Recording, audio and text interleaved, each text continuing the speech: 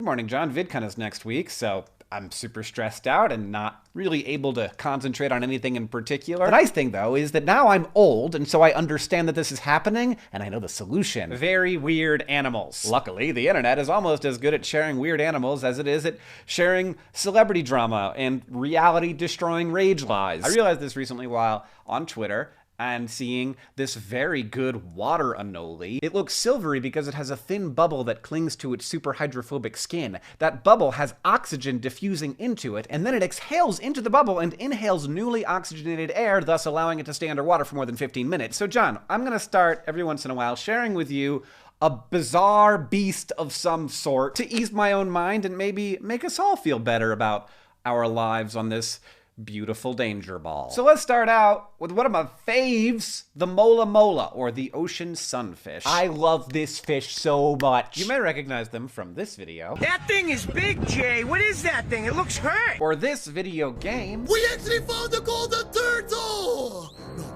Whoa! Or from a viral Tumblr rant that I read from some Philistine claiming this thing is so worthless it doesn't realize it shouldn't exist. Look, you!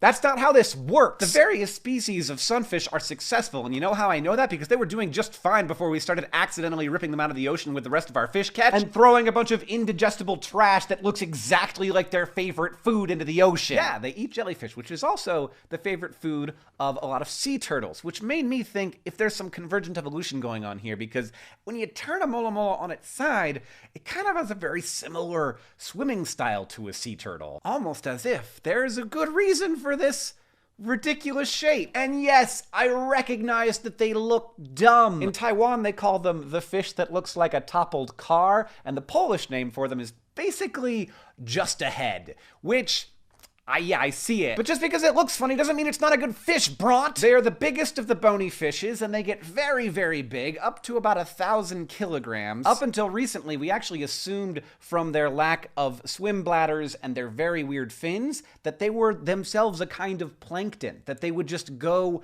wherever the ocean currents would take them. Except, it turns out they can actually swim pretty fast. In fact, the only people who have ever been hurt by sunfish were hurt when sunfish jumped out of the water and into a boat. But that's when they're relatively young. When they're less young, they are not very fast. They're pretty slow. But because they don't need to be fast, because they're so big and they have fecundity proportionate to their size, a female adult sunfish can lay up to 300, wait for it, million eggs. For clarity, that is more than the entire world population of adult sunfish. Sunfish are called sunfish because they sun themselves. They lay flat on the water, either to warm themselves up so that they can go back down deep and get cold again, or because they want seagulls to come and peck worms off their side. Maybe both, maybe neither. But weirdly, baby sunfish also kind of look like suns with, you know, like a super gross eyeball inside of them. And they grow extremely fast. The Monterey Bay Aquarium had a sunfish for 15 months that grew from 50 pounds to almost 900 pounds. It was so big they couldn't fit it in the tank anymore, so they had to airlift it by helicopter to freedom. From birth to adulthood, mola mola increase in mass by more than 60